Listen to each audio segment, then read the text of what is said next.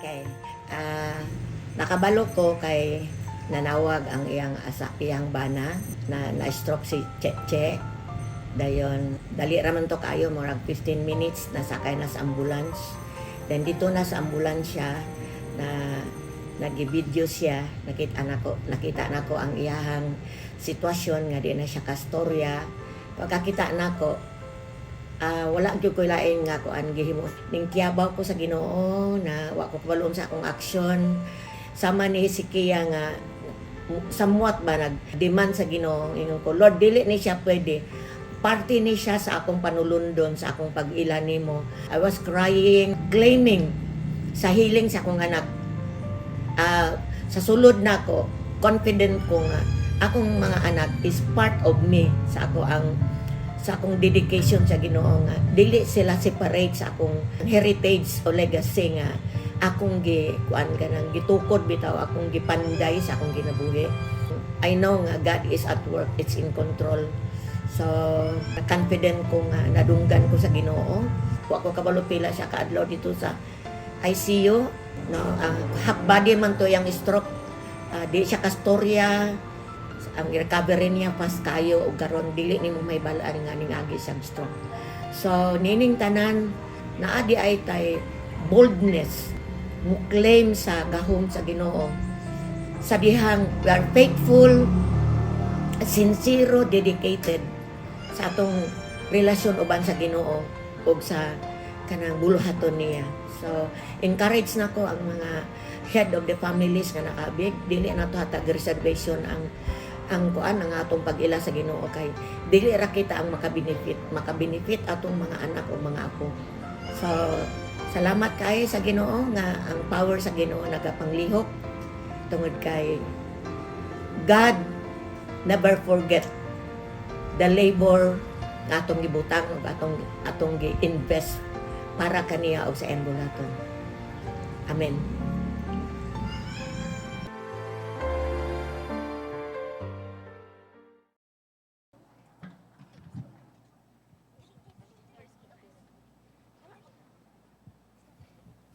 Kumusta ang patient, nurse? Okay na siya. Excuse me, Doc. Yes, ma'am. Good morning. Leia Ricafort. Yes. Nara siya diri, ma'am, sa among emergency room. Nara siya.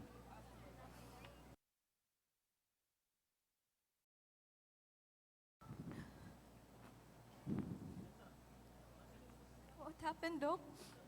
Kanang gidala siya sa amo ang emergency room gahapon, ma'am, and she was found unconscious, overdosed on unprescribed pills, then nag-bleeding po siya because of her pregnancy. Then grabe na kayo ang gikaya sa iyang lawas, so ning breakdown na iyang lawas sa iyaha, ning shutdown na siya giiyan. So karon na siya coma. Gikan siya og critical condition, ma'am, pero we are doing our best to help her. Kana sa ako records nga so coma siya karon. So as of this moment wala pa mi kabalo kanos adjud siya mumata or kung mumata pa ba jud siya. Pwede ka makastorya sa iyaha, ma'am, and I hope makadungog siya sa imong tingog. Basin in that way, hatagan siya grason nga mo fight para sa iyang kinabuhi. Atong mabuhat ra jud karon, ma'am, kay magampo para hatagan ng tatag miracle sa iyang life. Can I have a moment with my daughter, please? Sige, ma'am. Thank you.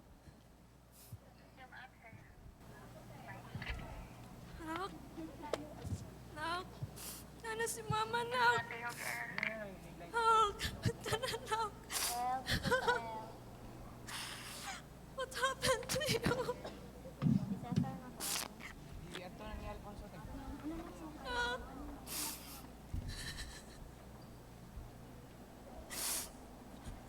Lord? Lord, please hear me. I know you hear me. When I accepted you, Jesus, as my personal Savior, nagpagamit ko dito sa Norway. I did what you told me to do. Nahimo ko di mo disciple dito. I went from house to house to share the good news. You promised me that you will take care of me and my family.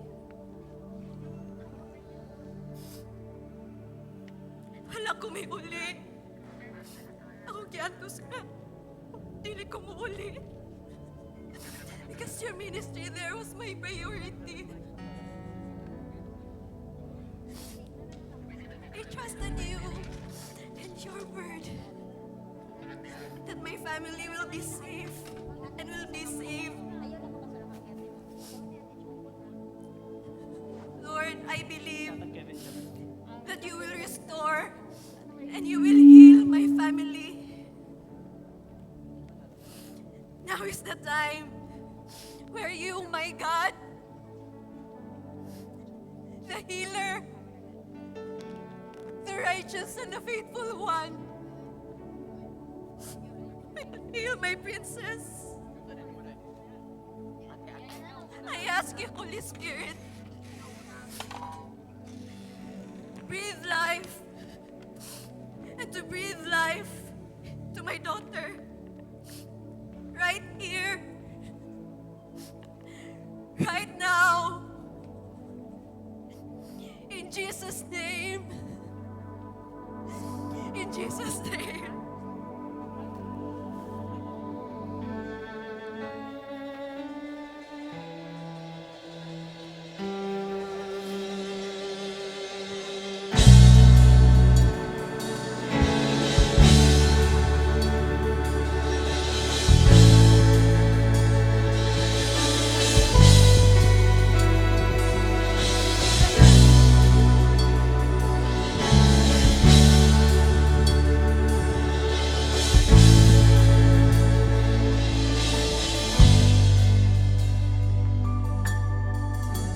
You call me out upon the waters, the great unknown, where feet may fail. And there I find you in the mystery, in oceans deep, my faith will stand. And I will call upon your name and keep my eyes above the waves. When oceans rise, my soul will rest in your embrace, for I am yours. You are mine.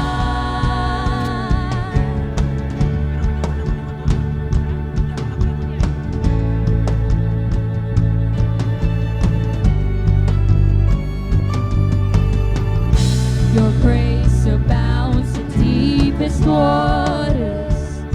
Your sovereign hand will be my guide.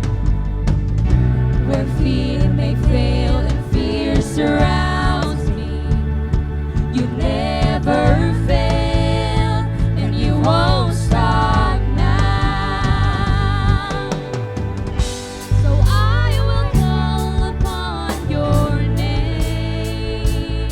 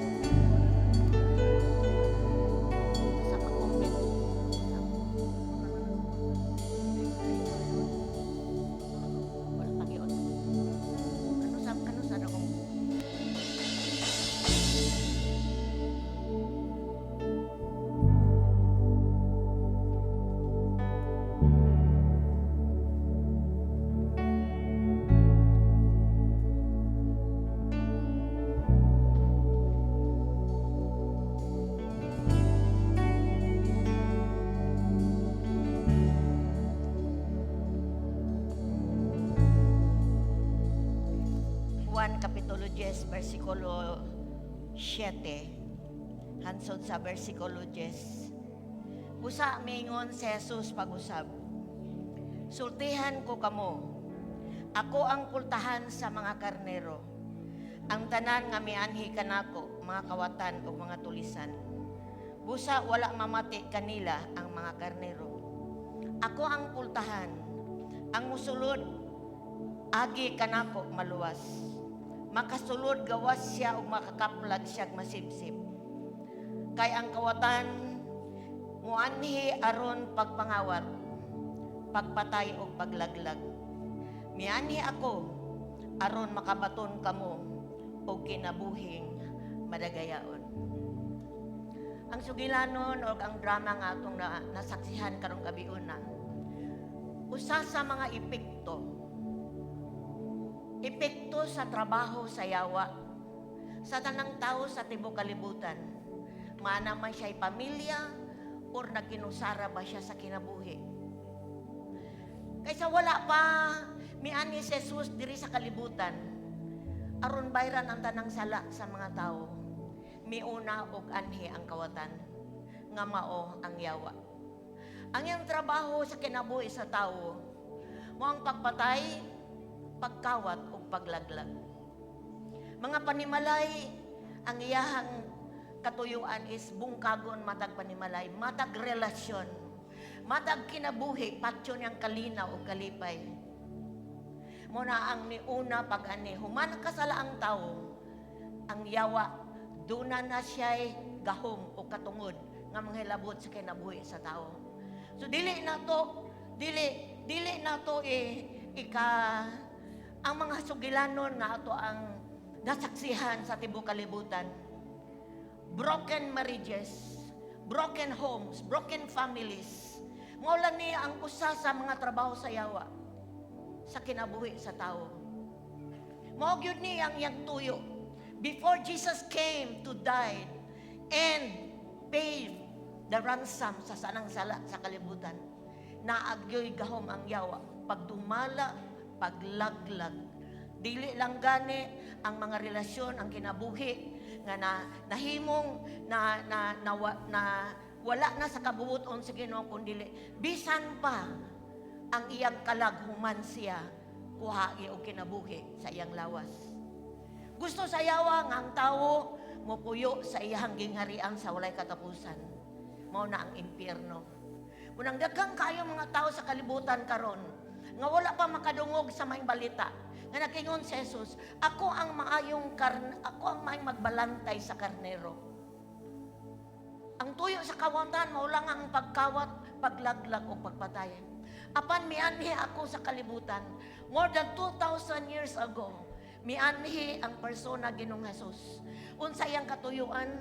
Ang katuyuan niya nga ang tao makabaton sa kinabuhi niya.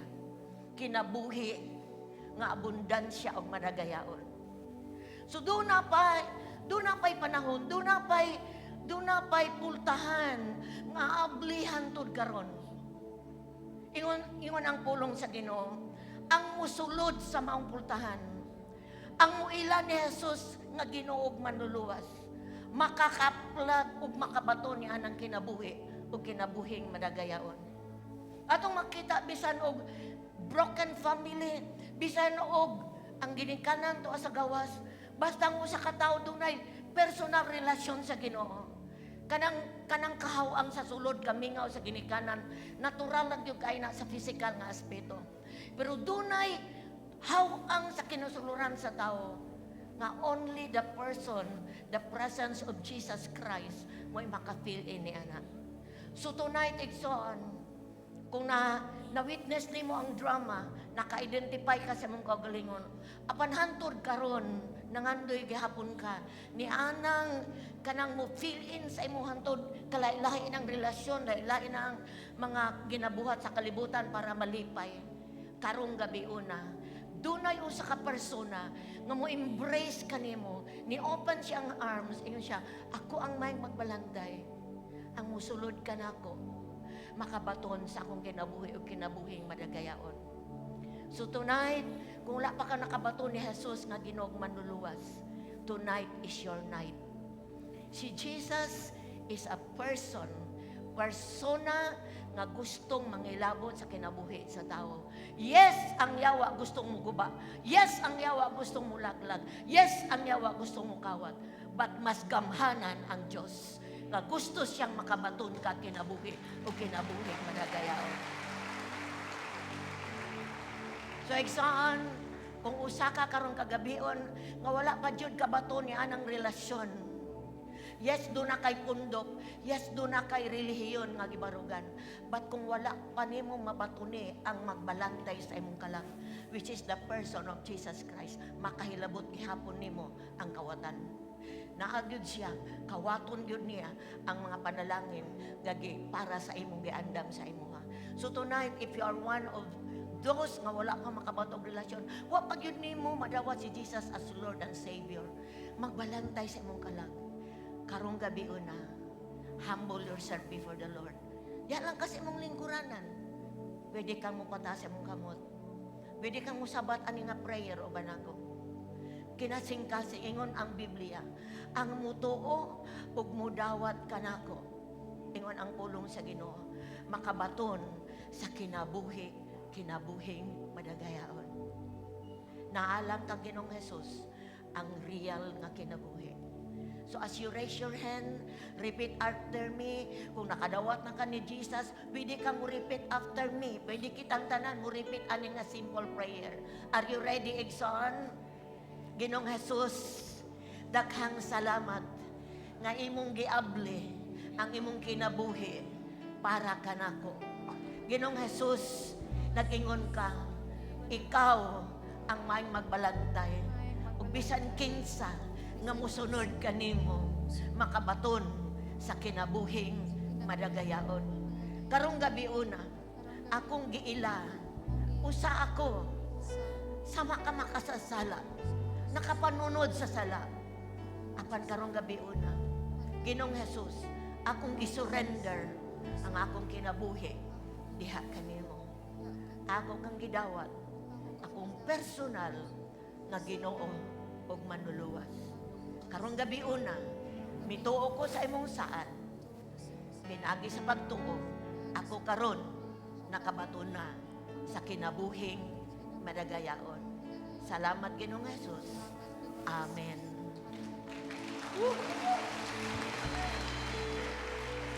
If you pray that prayer, nag-start imong journey, nag-start imong life. More than 30 years ago, I received Jesus as my Lord and Savior. Human atong pagdawat nako, my life was never been the same again. Ako po, biktima po ko sa trabaho sa yawa. Apan salamat, gi-rescue ko ni Ginoong Jesus. O karon nag-experience nako sa gitawag og abundansya nga kinabuhi. Salamat sa Ginoo as I pray this tonight para sa imo. Amahan, daghang salamat sa tanang ni confess, tanang nag-renew sa ilahang pakigsaan nimo karong gabi una. Salamat Lord, tagay silang kusog nga makasunod kanimo. Tungod kay ikaw ang dala ng kamatuoran ug ang kinabuhi. Wala kay mo sunod nimo Ginoo nga hilabtan sa yawa, hilabtan sa kaaway, kundi ang masunod nimo Ginoo ilalom sa imong pagkamagbalantay. Thank you Lord. Bless all the sons ka nag-pray tonight. Salamat Ginoo. Ya kanang kinabuhi ang experience namo samtang ni apa mi sa lawas. Honor and glory mo lamang amahan sa ngalan ni Jesus. Amen. Og amen.